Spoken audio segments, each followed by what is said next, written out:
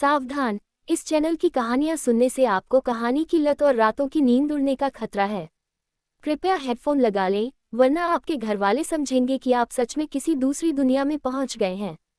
बिना ब्रेक के सुनने पर कहानी हैंगओवर की जिम्मेदारी हमारी। लॉस्ट हैंड केस की दूसरी पीड़िता श्रुति मेहता का हाथ तब काटा गया था जब वह अपने घर में सो रही थी। आमतौर पर चोरी या घर में घुसकर किए गए हमलों के सुलझने की संभावना काफी अधिक होती है, लेकिन केवल श्रुति मेहता का मामला अनसुलझा था। आसपास के इलाके में कई सुरक्षा कैमरे थे, लेकिन संदिग्धों का कोई सुराग नहीं मिला था, जिसने पुलिस को चकित कर दिया था। आखिर अपराधी ने किस तरीके का इस्तेमाल किया था? जब आरव यादव ने रश्मि देशपांडे की विस्तृत योजना देखी, तो उसे आखिरकार एहसास हुआ कि उसने ये कैसे किया था। यदि रिया अय्यर के मामले का मुख्य शब्द वेंट था, तो श्रुति मेहता के मामले का मुख्य शब्द सीधी था। पिछले महीने रश्मि देशपांडे ने एक मुड़ने वाली सीढ़ी ली थी और श्रुति मेहता के घर के बगल वाली इमारत पर चढ़ गई थी। उस इमारत और श्रुति मेहता के अपार्टमेंट के बीच 5 मीटर की दूरी थी। सीढ़ी लगाने के बाद उसे दोनों इमारतों के बीच एक पुल की तरह रखा जा सकता था। रश्मि देशपांडे ने न केवल सीढ़ी के उपयोग की सावधानीपूर्वक योजना बनाई थी, बल्कि भोजन और पानी भी इकट्ठा किया था, जिसे उसने छत पर छिपा दिया था। 23 अप्रैल को रिया अय्यर का हाथ काटने और स्टेडियम छोड़ने के बाद वह घर नहीं लौटी, बल्कि सीधे उस इलाके में गई जहां श्रुति मेहता रहती थी। सुबह काम पर जाने वाली भीड़ की मदद से वह छत पर गई और वहां छिप गई। चूंकि उसने दूसरी इमारत की यूनिट से प्रवेश किया था और वह भी कुछ दिन पहले, इसलिए सुरक्षा कैमरों की जांच करने वाले एजेंटों ने उसे नोटिस नहीं किया। रश्मि देशपांडे ने 25 तारीख की रात तक 3 दिनों तक छत पर धैर्यपूर्वक इंतजार किया, जहां उसने सीढ़ी लगाई और श्रुति मेहता की इमारत की ओर चली गई। श्रुति मेहता के अपार्टमेंट के गलियारे से छत तक सीधी पहुंच नहीं थी। रश्मि देशपांडे ने खिड़की से गलियारे में प्रवेश करने के लिए एक रस्सी नीचे गिराई थी। श्रुति मेहता तीसरी मंजिल पर रहती थी। रश्मि देशपांडे ने न केवल पहले से ही उसके घर की चाबी की नकल डुप्लीकेट बना ली थी, बल्कि महीनों पहले उसके घर में सुनने वाला उपकरण भी लगा दिया था। इसलिए वह पहले से ही जानती थी कि श्रुति मेहता उस रात घर में अकेली होगी। रश्मि देशपांडे के अगले कदम रिया अय्यर के मामले के समान ही थे। पहले उसने पीड़िता को बेहोश किया, फिर उसे एनेस्थीसिया दिया और अंत में उसका हाथ काट दिया। श्रुति मेहता का हाथ काटने के बाद रश्मि देशपांडे ने सुनने वाला उपकरण निकाल लिया और जबरन प्रवेश का झूठा आभास देने के लिए जानबूझकर दरवाजे का ताला खराब कर दिया। इसके बाद वह रस्सी का उपयोग करके वापस छत पर चढ़ गई और सीढ़ी का उपयोग करके पड़ोसी इमारत में लौट आई। इसके बाद जो हुआ उसने आरव यादव के रोंगटे खड़े कर दिए। सुरक्षा कैमरे में कैद न होने के लिए रश्मि देशपांडे छत के एक कोने में छिप गई और श्रुति मेहता के कटे हुए हाथ के साथ पूरे 1 हफ्ते तक वहां रही। आरव यादव ने कभी कल्पना भी नहीं की होगी कि जब पुलिस श्रुति मेहता के मामले की जांच कर रही थी, तब अपराधी अगली इमारत की छत पर छिपा था। रश्मि देशपांडे का आत्मविश्वास और साहस पूरी तरह से एक अलग स्तर पर था। उस दौरान पुलिस अधिकारियों ने श्रुति मेहता के अपार्टमेंट की छत की जांच की थी, लेकिन चूंकि रश्मि देशपांडे पड़ोसी इमारत के कोने में छिपी थी, इसलिए उसका पता नहीं चल सका। 1 हफ्ते के बाद ही रश्मि देशपांडे नीचे गई और इलाके से बाहर निकली। सीढ़ी को काफी समय बाद छत से हटा दिया गया था। चाबी की नकल बनाने से लेकर सुनने वाला उपकरण लगाने तक, उसके बाद सीढ़ी और भोजन तैयार करने और अंत में अपराध करने तक पूरी प्रक्रिया में कई महीने लगे। रश्मि देशपांडे की योजना की सूक्ष्मता ने किसी को भी अवाक कर दिया। जब वह छत पर छिपी थी, तो उसने अपना कचरा इकट्ठा करने के लिए एक बाल्टी तक तैयार की थी और एक भी निशान नहीं छोड़ा था। इस तरह के सावधानीपूर्वक नियोजित अपराध ने पुलिस के लिए जांच करना असंभव बना दिया था। इसके अलावा अपराध का मकसद स्पष्ट नहीं था, जिससे मामला लंबे समय तक अनसुलझा रहा। अपने सामने मौजूद जानकारी को देखकर आरव यादव एक बार फिर चकित रह गया। रश्मि देशपांडे के काम करने का तरीका, उसकी सूक्ष्मता और उसकी सहनशक्ति पीड़ितों के प्रति उसकी गहरी नफरत का सटीक प्रतिबिंब थी। अपना बदला लेने के लिए उसने एक आदर्श अपराध किया था, लेकिन अगर रश्मि देशपांडे अपनी ओर से ऐसा कर रही थी, तो क्या वह अपनी नफरत में बहुत ज्यादा अंधी हो गई थी? पियानो प्रतियोगिता के दौरान उसे लगी चोट के पीछे शायद केवल एक ही व्यक्ति था। क्या उसे वाकई इतने सारे लोगों से बदला लेना था? क्या उसे टॉप 10 में रहने वाले सभी प्रतियोगियों के हाथ काटने थे? उस समय आरव यादव सिया गोयल के लिए रश्मि देशपांडे की योजना का पता लगाने के मूड में नहीं था। उसने रश्मि देशपांडे के अन्य लक्ष्यों को खोजने के लिए दस्तावेज के अंत में देखा। इस बार वह कौन होगा? एक बार जब उसे अपना जवाब मिल गया तो आरव यादव फिर से चकित रह गया। 3 पीड़ितों के अलावा कागज पर एक अन्य व्यक्ति की विस्तृत जानकारी थी। ये व्यक्ति रश्मि देशपांडे का अगला लक्ष्य होने की संभावना थी। फोटो एक स्टाइलिश और बहुत लंबी महिला की थी। महिला की फोटो के बगल में एक मुद्रित दस्तावेज था और दस्तावेज पर एक ब्लैक एंड व्हाइट फोटो थी। आरव यादव ने एक नज़र डाली और अचानक घबरा गया। फोटो वास्तव में एक ऊंचे कब्र के टीले की थी। कब्र के टीले के सामने एक काला समाधि पत्थर था। अजीब बात यह थी कि समाधि पत्थर और कब्र के टीले के बीच एक बड़ा छेद बना हुआ था। इसका क्या मतलब है? रश्मि देशपांडे की योजना के साथ कब्र का क्या लेना देना है? वह क्या करना चाहती है? आरव यादव ने सोचा। उसने जल्दी से फोटो के नीचे दी गई जानकारी को देखा। उसने सोचा था कि रश्मि देशपांडे का अगला लक्ष्य कोमल होगी, जिसकी भविष्यवाणी उसने और नव्या शर्मा ने की थी। हालांकि जानकारी में कोमल नहीं बल्कि लता साल्वी नाम की एक महिला का नाम था। आरव यादव को प्रतियोगियों की सूची में ऐसे किसी व्यक्ति की याद नहीं आई। यह क्या है? संदेह में आरव यादव ने पढ़ना जारी रखा और समझ गया कि ऐसा क्यों है। जानकारी से पता चला कि लता साल्वी नाम की महिला अंतर्राष्ट्रीय व्यापार में एक महिला उद्यमी थी और ऑस्ट्रेलिया चली गई थी। ओह, तो यह वह है। आरव यादव को अचानक एहसास हुआ कि लता साल्वी वास्तव में काजल थी और काजल ने ग्रैंड पियानो प्रतियोगिता में तीसरा स्थान हासिल किया था। नव्या शर्मा को जो जानकारी मिली थी उससे पता चला था कि प्रतियोगिता के बाद Kajal national conservatory of folk music द्वारा स्वीकार की जाने वाली पहली छात्रा थी और बाद में विदेश में पढ़ाई करने गई थी। उसके बाद उसने संगीत के उपकरणों का व्यवसाय शुरू किया और एक प्रसिद्ध उद्यमी बन गई। उसके लिए सब कुछ बहुत आसान रहा था और वह वास्तव में बहुत सफल थी। कहीं वह रश्मि देशपांडे का अगला लक्ष्य तो नहीं? आरव यादव ने अपनी आंतरिक उत्तेजना को दबाने की कोशिश की और आगे बढ़ा। उसे जल्दी ही एहसास हुआ कि लता साल्वी के बाद अन्य लोगों पर कोई जानकारी नहीं थी। कोमल पर कुछ नहीं था और उस साल के चैंपियन विनय कदम पर भी कुछ नहीं था। क्या रश्मि देशपांडे अपना बदला लेने के लिए अगले साल तक इंतजार करने की योजना बना रही थी, या उसे लगा कि वे दो लोग उसके दुश्मन नहीं थे, इसलिए बदले की कोई जरूरत नहीं थी? रुको, आरव यादव को कुछ एहसास हुआ। वह जल्दी से पीछे मुड़ा और समाधि पत्थर की फोटो वाले दस्तावेज को ध्यान से देखा। हालांकि समाधि पत्थर पर लिखे शब्द स्पष्ट नहीं थे, लेकिन कब्र के बीच में बना छेद बहुत स्पष्ट था। दस्तावेज का सामान्य अर्थ पाने के बाद वह चौंक गया। हे भगवान, ये वास्तव में ऐसा है? ये बहुत भयानक होने वाला है। पुलिस अफसर, क्या बात है? आरव यादव की प्रतिक्रिया देख वृद्धा उत्साहित और घबरा गई। दरवाजे पर खड़े होकर उसने पूछा, क्या ये वही चीजें हैं जिनकी आपको जरूरत थी? मेरी बेटी एक अच्छी इंसान है। आपको उसकी अच्छी तरह रक्षा करनी होगी। आरव यादव अभी भी सदमे और उलझन की स्थिति में था। उसने महिला की पूछताछ को अनसुना कर दिया।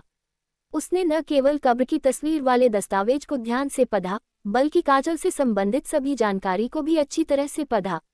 पिछले मामलों की तरह रश्मि देशपांडे ने अपने अगले कृत्य के लिए पहले ही व्यापक शोध और योजना बना ली थी। वह धंसी हुई कब्र ही उसकी वर्तमान योजना की कुंजी थी। दस्तावेज के अनुसार वह कब्र काजल के पिता की थी। उसके पिता का कई साल पहले अचानक बीमारी के कारण निधन हो गया था और उन्हें उनके पैतृक स्थान पर दफनाया गया था। रश्मि ने कब्र के साथ छेड़छाड़ करने की हिम्मत की थी। योजना के अनुसार रश्मि ने पहले कब्र में एक छेद किया, फिर एक फर्जी सरकारी दस्तावेज तैयार कर काजल को भेज दिया। दस्तावेज में कहा गया था कि काजल के पिता की कब्र बिना किसी स्पष्ट कारण के अचानक धंस गई है और परिवार के सदस्यों को इसे संभालने के लिए तुरंत वापस आना होगा। काजल की मां ने जल्दी ही दूसरी शादी कर ली थी और उसके पिता ने ही तब से उसकी देखभाल की थी। पियानो सीखने के उन सभी वर्षों में उसके पिता हमेशा उसके साथ रहे थे। दोनों का रिश्ता बहुत गहरा था। ये सुनकर कि उसके पिता की कब्र के साथ छेड़छाड़ हुई है, काजल इसे संभालने के लिए दौड़ती हुई आएगी, चाहे वह कितनी भी व्यस्त क्यों न हो। रश्मि देशपांडे ने सब कुछ पहले ही प्लान कर लिया था। वह जानती थी कि काजल दिल्ली में अपने रिश्तेदारों से मदद नहीं मांगेगी क्योंकि उनके संबंध अच्छे नहीं थे। साथ ही कुछ ही दिनों में काजल के पिता की पुण्यतिथि भी थी, इसलिए वह श्रद्धांजलि देने और कब्र ठीक कराने जल्दी और अकेले ही आएगी। यही रश्मि के लिए अपनी योजना को अंजाम देने का सही मौका था। श्रुति मेहता पर पिछले साल 26 अप्रैल को हमला हुआ था और आज भी 26 अप्रैल ही है। क्या रश्मि आज ही काजल पर हमला करने वाली थी? इतना सोचते ही आरव यादव की सांसें तेज हो गईं। क्या रश्मि देशपांडे ने काजल पर हमला कर उसका दाहिना हाथ काट दिया था? आरव तुरंत नव्या शर्मा को फोन करना चाहता था, लेकिन उसे यह नहीं पता था कि रश्मि ने काजल पर कहाँ हमला करने की योजना बनाई है। बिना लोकेशन के उन्हें रोकना असंभव था। आरव यादव ने पढ़ना जारी रखा। उसे जानकारी के विशाल भंडार के बीच एक हवाई जहाज की टिकट की कॉपी मिली। टिकट के नीचे रश्मि ने समय लिखा था, 26 अप्रैल, दोपहर 3 बजे। ये काजल के दिल्ली एयरपोर्ट पहुंचने का समय था, लेकिन अब शाम के 4:15 बज चुके थे, यानी काजल को दिल्ली आए 1.25 घंटा हो चुका था। उसे 1 घंटे में बहुत कुछ हो सकता था। काजल बड़े खतरे में थी। आरव ने आगे पढ़ा। पानी की बंदूक जैसी किसी चीज की तस्वीर के अलावा वहां कोई अन्य जानकारी नहीं थी। नहीं, हमें तुरंत काजल को ढूंढना होगा। आरव के दिमाग में चीख गूंजी। उसने जल्दी से रश्मि के सभी दस्तावेजों की तस्वीरें लेना शुरू किया। बेडफ्रेम बहुत बड़ा था, इसलिए वो टुकड़ों में तस्वीरें ले रहा था। कोल की वजह से उसे बेडफ्रेम पर घुटनों के बल बैठना पड़ा। तभी अचानक जब वह झुका तो सफेद कागजों के बीच से एक लकड़ी का बोर्ड ऊपर उछला। आरव ने उसे छुआ और महसूस किया कि बिस्तर के नीचे एक बड़ा बॉक्स है। उसने जल्दी में बॉक्स के किनारे को खींच लिया। पुरानी लकड़ी ने चरमराहट की और पूरा बोर्ड खुल गया। आरव यादव ने केवल एक झलक देखी और तुरंत बॉक्स बंद कर दिया। उसने बेडफ्रेम को भी जोर से उस पर दबा दिया। हे भगवान, हे भगवान! आरव यादव ने मन ही मन कई बार खुद को कोसा, तब जाकर उसके दिल की धड़कन धीमी हुई। भले ही उसने केवल एक झलक देखी थी, लेकिन उसे सब स्पष्ट दिख गया था। बोर्ड के नीचे 3 बड़े कांच के बर्तन थे, जिनमें किसी रहस्यमय तरल पदार्थ के अंदर 3 पीले पड़ चुके इंसानी हाथ तैर रहे थे। मेरे ईश्वर! आरव ने अपने होंठ काट लिए। वह कभी कल्पना नहीं कर सकता था कि रश्मि देशपांडे अपने ही घर में, अपने बिस्तर के नीचे इतने पुख्ता सबूत रखेगी। जिस बिस्तर पर वह सोती थी, उसके ठीक नीचे 3 कटे हुए हाथ। आरव यादव को अपनी परिकल्पना याद आई। अपराधी शायद उन हाथों को इसलिए रखता था ताकि वह जब चाहे उन्हें देख सके और अपने दिल में बसी नफरत को फिर से जी सके। आरव ने बॉक्स इतनी जल्दी इसलिए बंद किया क्योंकि वह नहीं चाहता था कि रश्मि की मां इसे देख ले। यदि उस वृद्ध महिला ने ये देख लिया तो स्थिति बहुत भयानक हो जाती। उसने अपनी घबराहट दबाए और शांति का ढोंग करते हुए वृद्धा की ओर मुड़ा। माताजी, आप सही कह रही हैं। आरव ने जल्दी से बेड कवर वापस लगा दिया और सारी जानकारी छिपा दी। मुझे कुछ महत्वपूर्ण जानकारी मिली है। इससे पुलिस को बहुत मदद मिलेगी। आप इसे सुरक्षित रखें, वरना आपकी बेटी खतरे में पड़ जाएगी। वृद्धा बुरी तरह डर गई। तो मुझे क्या करना चाहिए? क्या कोई बुरा आदमी यहाँ आएगा? चिंता मत करो, मैं अभी पुलिस को बताता हूँ।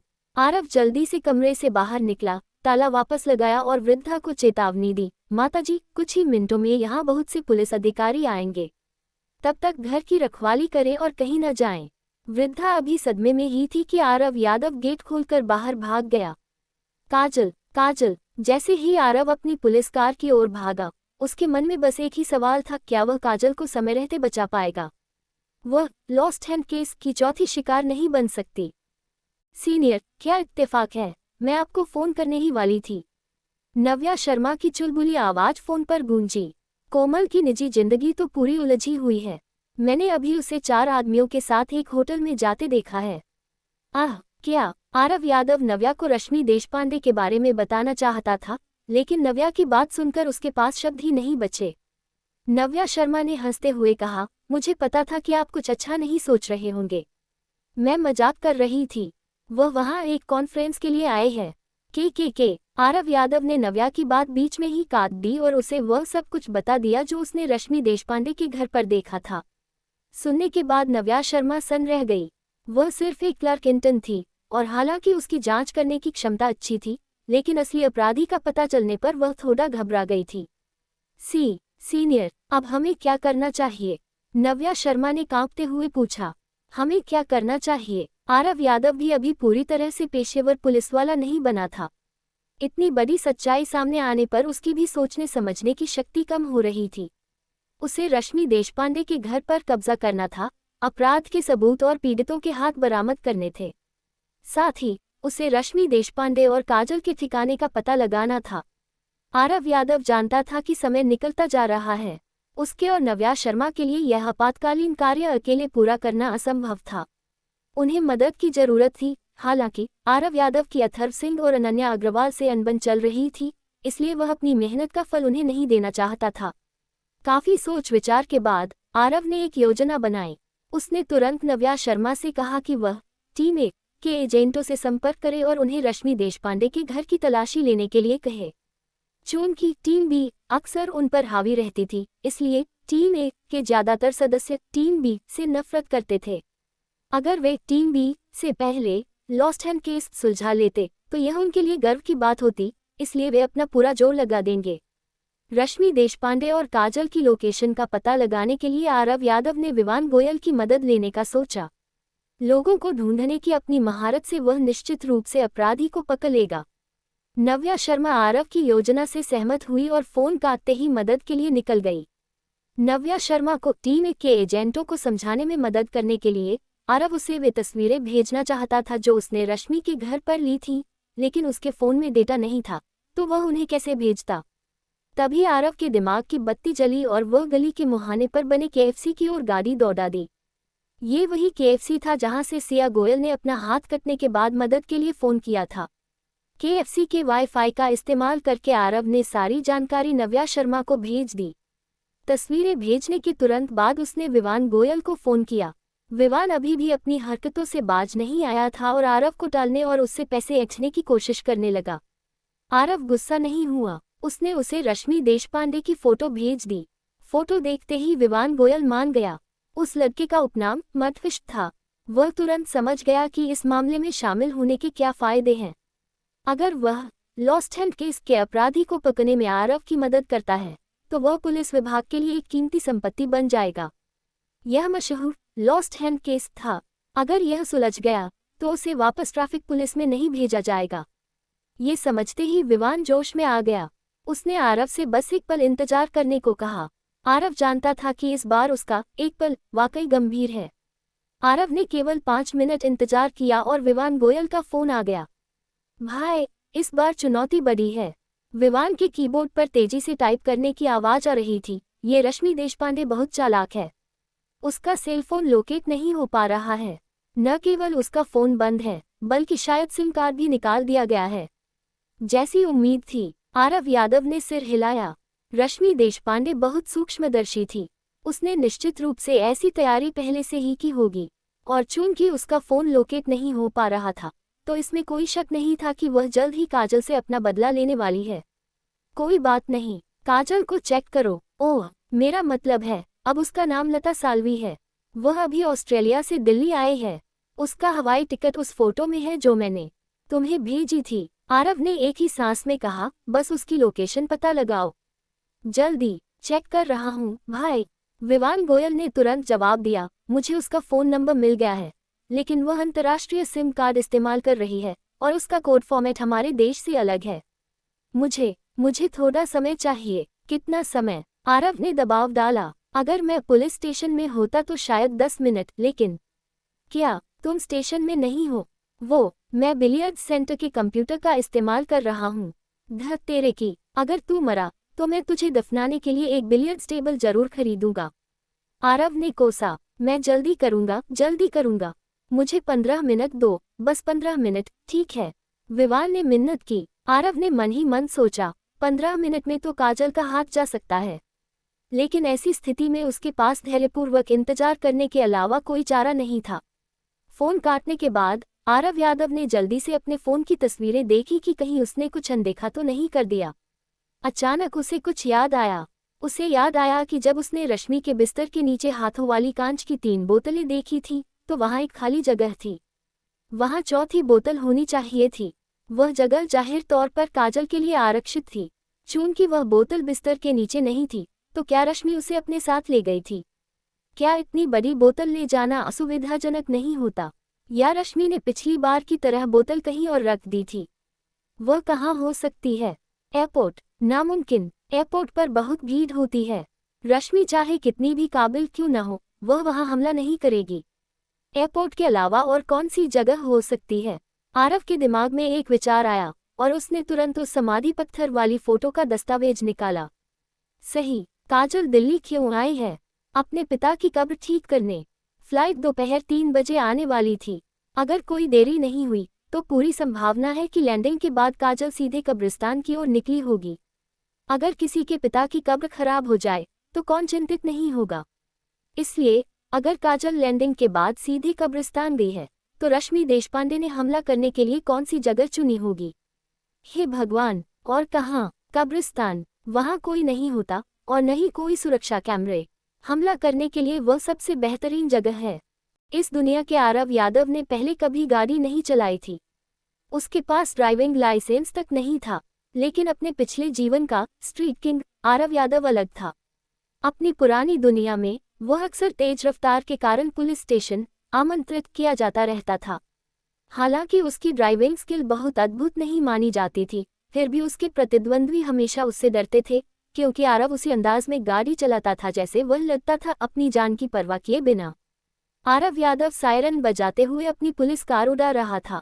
अब कोई ट्रैफिक पुलिसकर्मी उसे कैसे रोक सकता था। उसने एक्सीलेटर पर पैर जमा दिया और सीधे दिल्ली गेट सेमेट्री की ओर बढ़ गया। रास्ते में उसने अनगिनत कारों को पीछे छोड़ा, हर ट्रैफिक लाइट की अनदेखी की और लगभग कुछ कारों को खाई में गिराते गिराते बचा। उसके पीछे के ड्राइवर उसे जी भरकर कोस रहे थे। बेशक आरव यादव के इतनी लापरवाही से गाड़ी चलाने का कारण आपातकालीन स्थिति थी।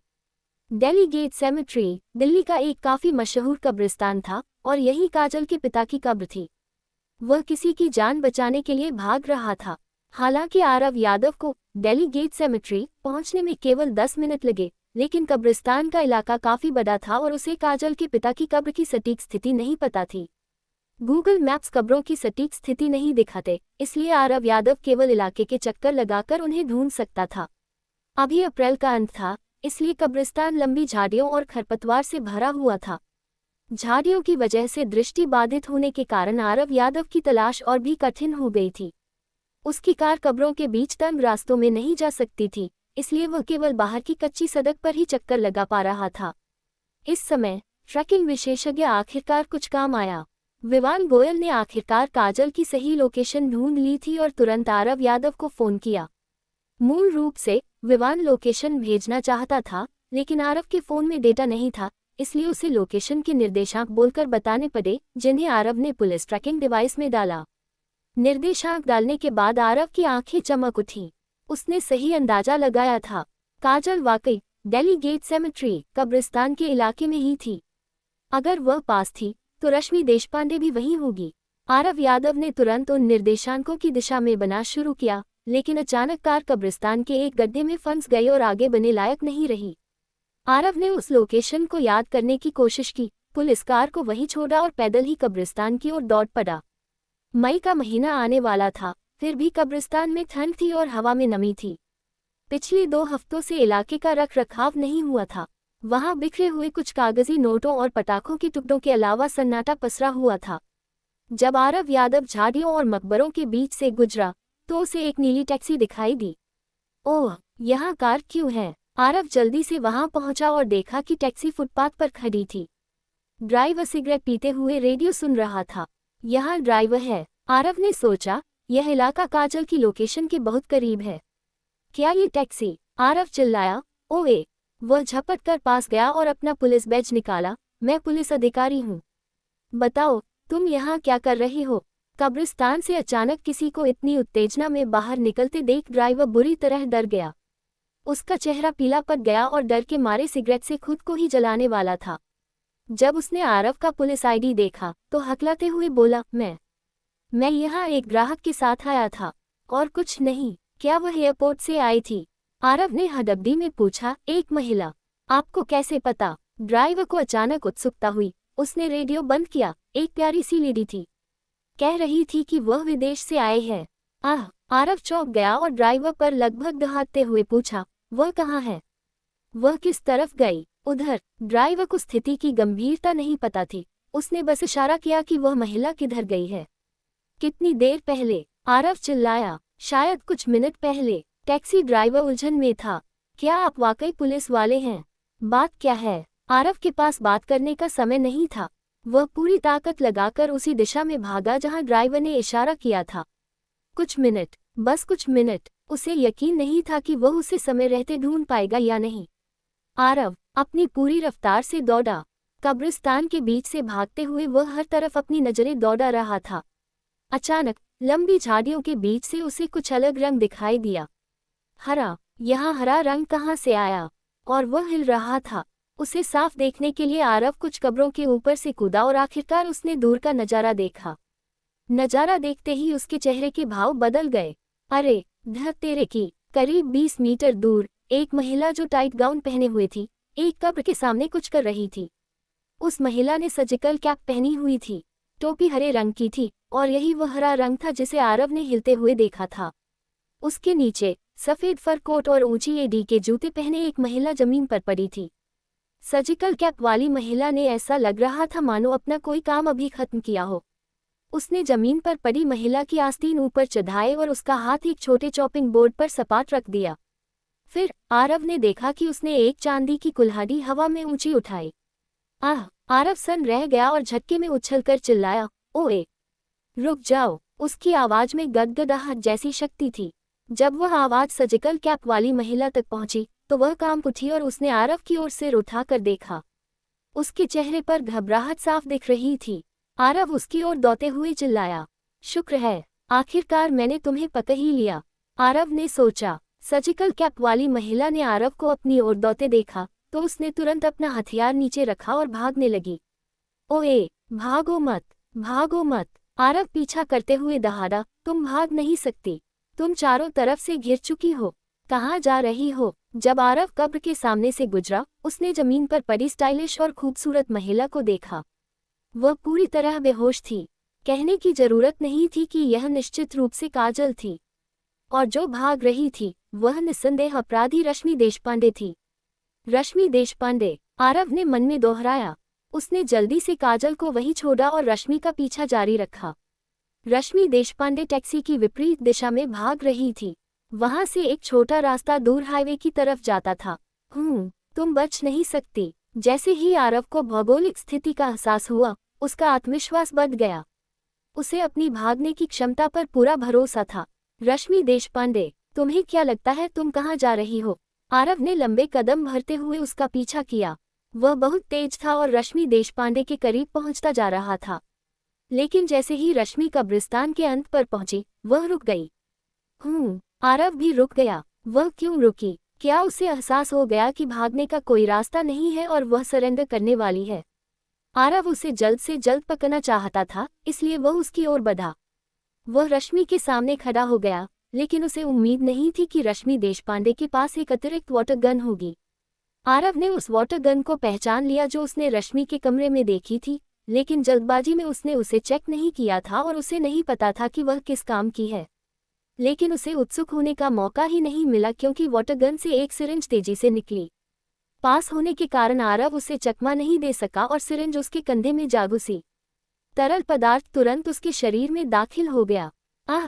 धत! मेरी तो वॉट लग गई। मुझे धोखा दे दिया गया। आरव की आंखें फटी की फटी रह गई क्योंकि वह कुछ मीटर दूर रश्मि देशपांडे को देख रहा था। उसे लगा कि उसके हाथ पैर ढीले पड़ गए हैं और दुनिया घूमने लगी है। जैसे जैसे उसकी आंखों के सामने अंधेरा छाने लगा, उसने देखा कि रश्मि मुड़ी और हाईवे की ओर भाग गई। फिर उसे अपने चारों ओर सायरन की आवाजें सुनाई देने लगी, जो शायद बैकअप टीम थी। धत! ये लोग काफी तेज निकले। आरव मन में बुदबुदाया। फिर उसकी पलकें भारी होने लगी। कुछ ही सेकंड में उसका सिर जमीन से टकराया और वह बेहोश हो गया। क्या आरव यादव को समय पर होश आएगा? क्या रश्मि देशपांडे भागने में सफल होगी? जानने के लिए हमारे साथ बने रहो। आरव यादव अभी भी अर्धचेतन अवस्था में था जब उसे अथर्व सिंह का शोर सुनाई दिया। तुम सच में एक नमूने हो। इतनी बड़ी बात हो गई और मुझे सबसे अंत में पता चला। क्या तुम अभी भी मुझे अपना सीनियर समझते हो? भले ही मैं कार्यवाहक लीडर नहीं हूँ, पर फिर भी तुम्हारा सीनियर हूँ। मुझे पहले सूचना क्यों नहीं दी गई? अब मैं किसी दर्शक से कम नहीं हूँ। तुम क्या कर रहे हो? सुन लो, अगर मुजरिम नहीं पका गया तो तुम में से किसी का जीवन अच्छा नहीं रहेगा। अथर्व सिंह की झुंझलाहट भरी आवाज सुनकर आरव यादव ने अपनी आंखें खोली और महसूस किया कि वह पूरे शरीर में कमजोरी महसूस कर रहा है और हिलने डुलने में असमर्थ है। चीफ पाटिल, क्या ऑफिसर यादव ठीक हैं? नव्या शर्मा की चिंतित आवाज आरव यादव के बाएं कान में गूंजी। चिंता मत करो, कोई बड़ी समस्या नहीं है। एक कोमल महिला की आवाज उसके दाहिने कान में आई। ये बस एक तेज असर करने वाला एनेस्थेटिक है। इतनी कम खुराक के साथ मेरा अनुमान है कि वह कुछ ही मिनटों में जाग जाएगा। जैसे ही चीफ पाटिल ने अपनी बात पूरी की, आरव यादव ने अपनी आंखें पूरी तरह खोल दी और अपना सिर झटक दिया। अरे, आप जाग गए! नव्या शर्मा खुशी से चिल्लाए, आप सच में जाग गए। उस पल आरव को अचानक याद आया कि क्या हुआ था। धत तेरे की, मुझे एक तुच्छ सी औरत ने धूल चटा दी। वह वाटर गन वास्तव में एक शक्तिशाली एनेस्थेटिक गन थी। आरव यादव जल्दी से जमीन से उठा और ये देखना चाहता था कि रश्मि देशपांडे का क्या हुआ। क्या वह भाग गई या उसे पकड़ लिया गया? हालांकि दवा का असर अभी भी उसके शरीर में था और उसके पैर उसका साथ नहीं दे रहे थे। उठने के बाद वह लखड़ाया और आगे की ओर गिर पड़ा। लखड़ाते आरव यादव को देखकर चीफ पाटिल उसे थामने के लिए आगे बढ़ी, पर किसे पता था कि आरव ने बहुत ज्यादा जोर लगा दिया था और वह चीफ पाटिल के साथ जमीन पर गिर पड़ा, जिससे वह उनके शरीर के ऊपर आ गया। और भी चौंकाने वाली बात यह थी कि आरव यादव का हाथ उनके सीने पर था। ओह! नव्या शर्मा ने यह सारा नजारा देखा और हैरानी के मारे उसके शब्द ही नहीं निकले। चीफ पाटिल पुलिस बल के फोरेंसिक आइडेंटिफिकेशन ब्यूरो की शीर्ष फोरेंसिक पैथोलॉजिस्ट कंचन पाटिल थीं। हालांकि उनका नाम थोड़ा मर्दाना लगता था, लेकिन वह एक सच्ची सुंदरी थी। 30 की उम्र पार कर चुकी कंचन पाटिल फूलों जैसी कोमल और चांद जैसी सुंदर थीं। ये शालीन महिला निश्चित रूप से पुलिस स्टेशन की सबसे खूबसूरत महिलाओं में से एक थी। अपने आकर्षण और दिल पिघला देने वाली कोमल आवाज के साथ वह कई पुरुष एजेंटों की कल्पनाओं में रहती थी, लेकिन उनके काम की प्रकृति की वजह से कई लोग उनके करीब जाने की हिम्मत नहीं करते थे। गॉसिप के अनुसार मृत लोगों के साथ बार बार संपर्क के कारण कुछ साल पहले उनका तलाक हो गया था। आरव यादव ने इस सुंदरी का अनजाने में फायदा उठा लिया था। अपनी पुरानी आदतों के कारण जैसे ही उसे अपनी हथेलियों में कोमलता महसूस हुई, उसने हाथ हटाने के बजाय एक बार फिर उसे भींचने का मौका ले लिया। आमतौर पर कोई भी महिला आरव यादव के चेहरे पर एक जोरदार थप्पड़ जड़ देती, लेकिन चीफ पाटिल को बुरा नहीं लगा। उन्होंने अपनी बाहें फैला दी और आरव यादव को दिलचस्पी से देखने लगी। वह अपनी नजरों से पूछ रही थी, देखते हैं तुम मुझे और कितनी देर तक ऐसे पकते हो। हे सीनियर, नव्या शर्मा से अब और देखा नहीं गया।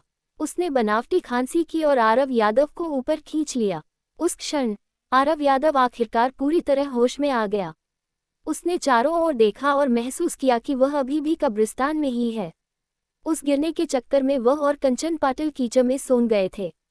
आरव यादव जल्दी से कंचन पाटिल को उठाने के लिए झुका और माफी मांगने लगा। मुझे माफ कर दीजिए चीफ पाटिल, मैं आपसे टकरा गया। मुझे सच में खेद है, मैंने ये जानबूझकर नहीं किया था। के कंचन पाटिल ने आरव यादव को ऊपर से नीचे तक देखा और हंसी। मैंने टीम के एक आवारा डिटेक्टिव के बारे में सुना था, पर उम्मीद नहीं थी कि वह तुम होगे। मैं प्रभावित हूँ। के कंचन पाटिल बिना किसी हिचकिचाहट या शर्म के बड़ी मोहक अंदाज में हंसी। दिलचस्प, मुझे पसंद आया, आरव ने सोचा। वह चीफ पाटिल के साथ और फ्लर्ट करना चाहता था, लेकिन तभी अथर्व सिंह गुस्से में वहां पहुंच गया। आरव यादव, देखो तुमने क्या कर दिया। उसने आरव की नाक की तरफ इशारा करते हुए चिल्लाया, कितने अहंकारी हो तुम। तुम्हें इतना बड़ा सुराग मिला और तुमने रिपोर्ट नहीं की। तुम सच में खुद को लोन रेंजर समझते हो। तुम आखिर क्या सोच रहे थे? देखो अब क्या हुआ, मुजरिम भाग गई। हे अथर्व सिंह उस पर चिल्लाता रहा, पर आरव ने उसकी ओर ध्यान ही नहीं दिया। इसके बजाय उसने अथर्व सिंह की अनदेखी करते हुए नव्या शर्मा के कंधे पर हाथ रखा और धीरे से कुछ फुसफुसाया। आरव ने केस की प्रगति के बारे में पूछा। नव्या शर्मा ने उसे बताया कि जब टीम के एजेंटों ने रश्मि देशपांडे के घर से जानकारी और 3 कटे हुए हाथ जब्त किए, तो उन्हें स्थिति की गंभीरता का एहसास हुआ और उन्होंने तुरंत अनन्या अग्रवाल और अथर्व सिंह को सूचना दी। जब उन दोनों को पता चला तो वे गुस्से और हैरानी से भर गए। उन्होंने कभी नहीं सोचा था कि आरव यादव वास्तव में लॉस्ट हैंड केस के पीछे की सच्चाई उजागर कर देगा। वे तुरंत आरव की लोकेशन ढूंढते हुए कब्रिस्तान पहुंचे। वहां उन्हें सबसे पहले काजल मिली, जो एनेस्थीसिया की वजह से बेहोश थी, और फिर बेहोश आरव यादव मिला। रही बात मुजरिम रश्मि देशपांडे की, तो उसका कोई पता नहीं था। असंभव। आरव यादव ने बेहोश होने से ठीक पहले का पल याद किया। उसे पुलिस की गाड़ियों के सायरन सुनाई दे रहे थे। बिना किसी सवारी के रश्मि देशपांडे इतनी जल्दी कैसे भाग सकती थी? ये देखकर कि आरव उसे पूरी तरह नजरअंदाज कर रहा है, अथर्व सिंह आग बबूला हो गया।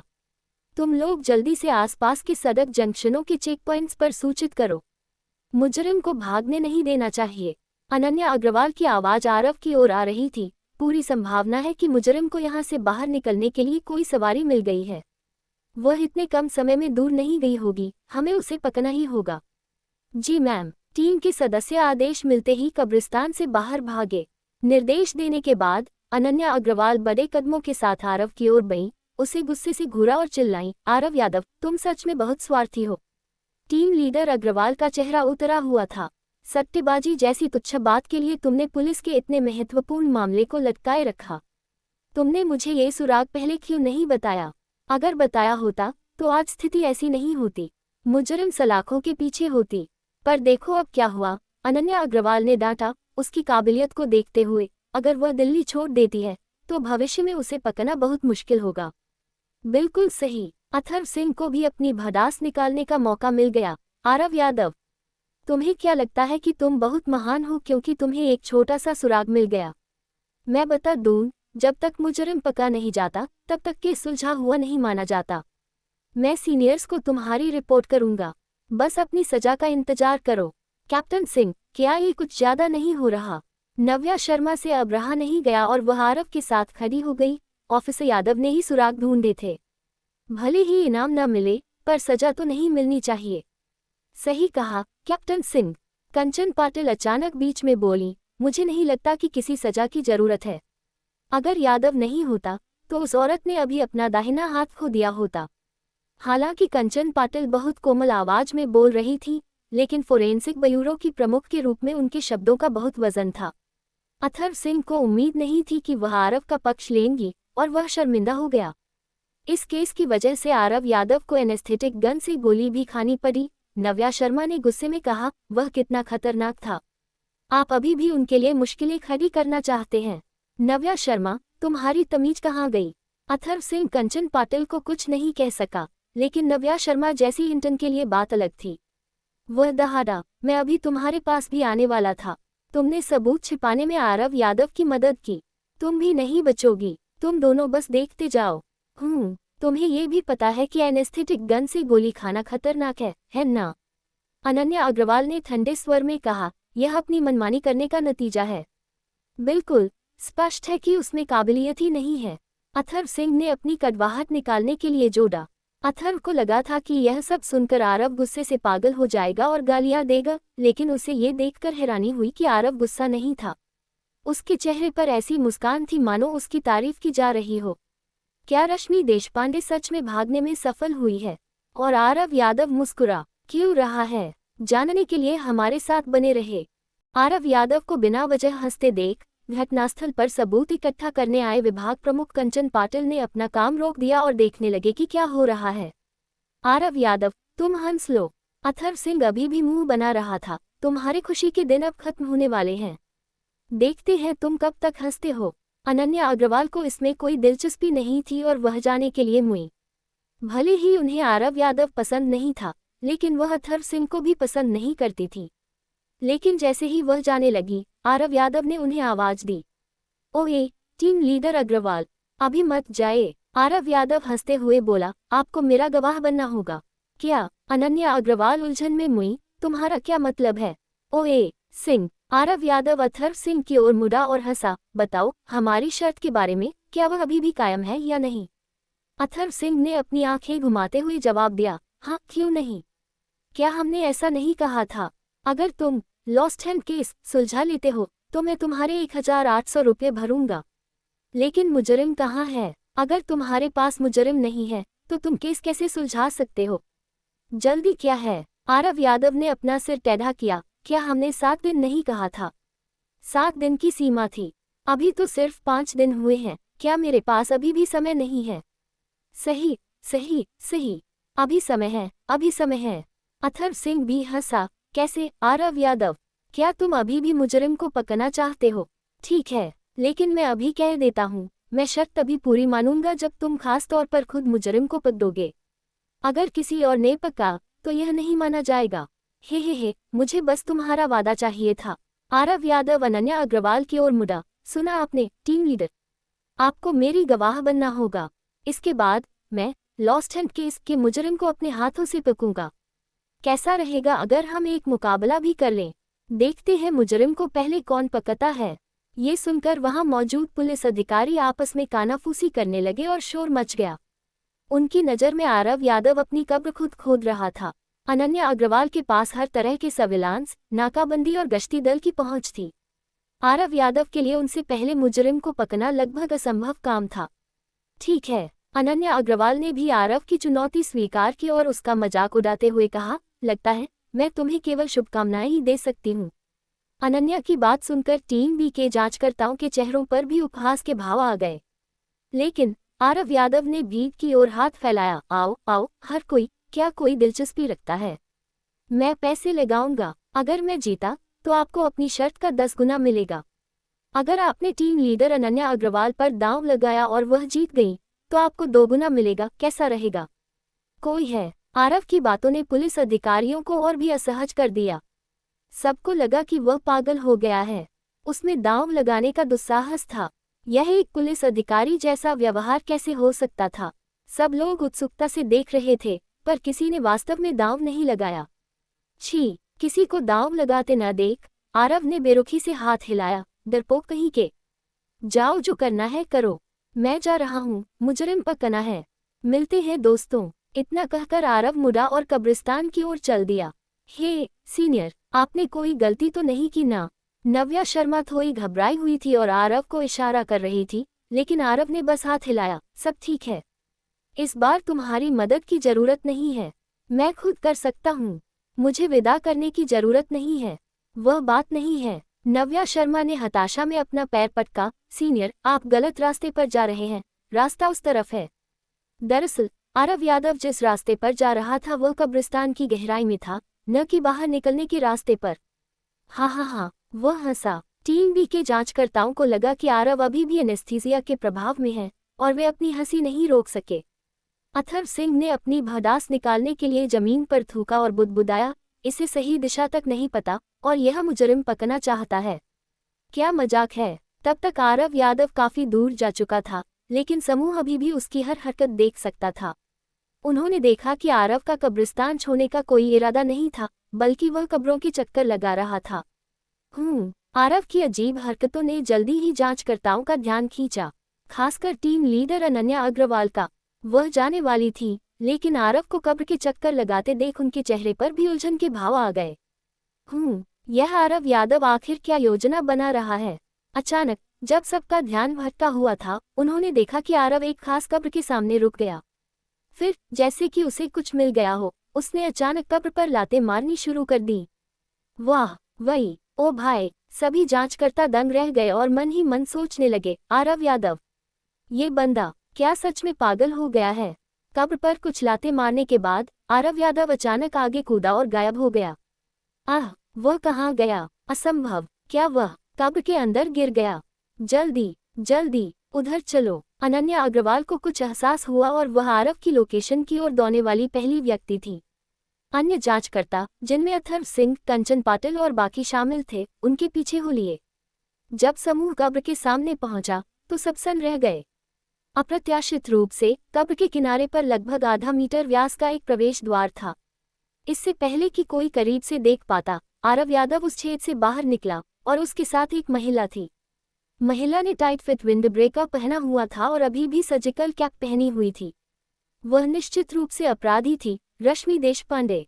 जल्दी! आरव ने रश्मि देशपांडे को अपने नीचे दबाया और समूह की ओर वी साइन दिखाया। जल्दी मेरी एक फोटो खींचो। कुछ मिनटों बाद रश्मि देशपांडे को हथकड़ी लगा दी गई और पुलिस कार ले गई। ले जाते समय रश्मि लगातार आरव यादव को नफरत भरी नजरों से घूरती रही, जिससे वह बहुत असहज महसूस कर रहा था।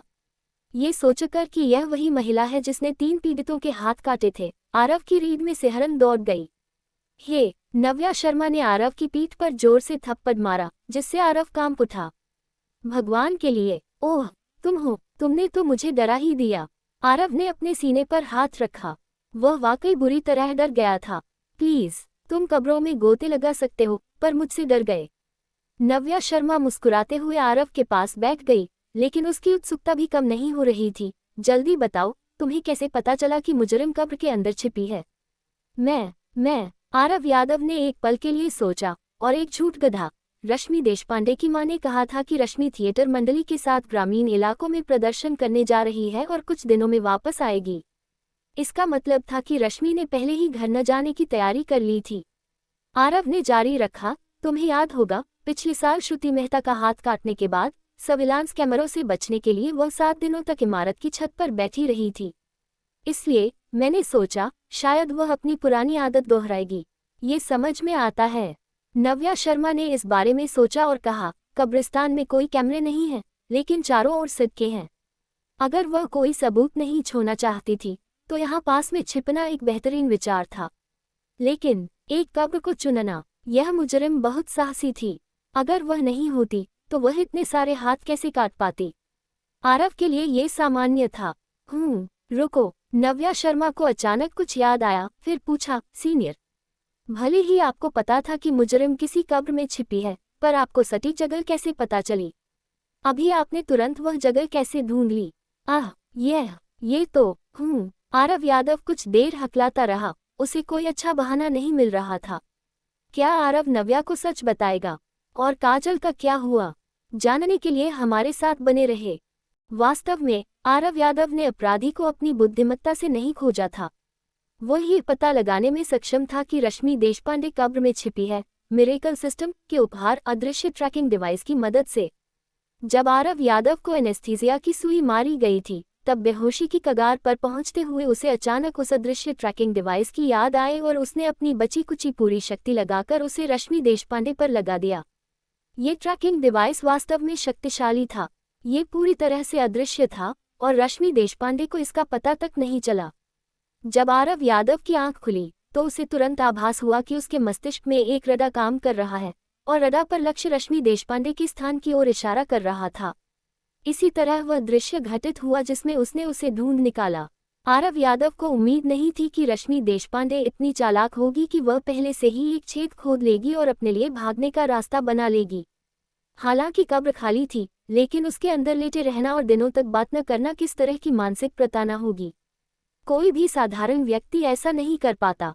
अगर आरव यादव समय पर नहीं पहुंचता तो काजल निश्चित रूप से लॉस्ट हैंड केस की चौथी शिकार बन जाती।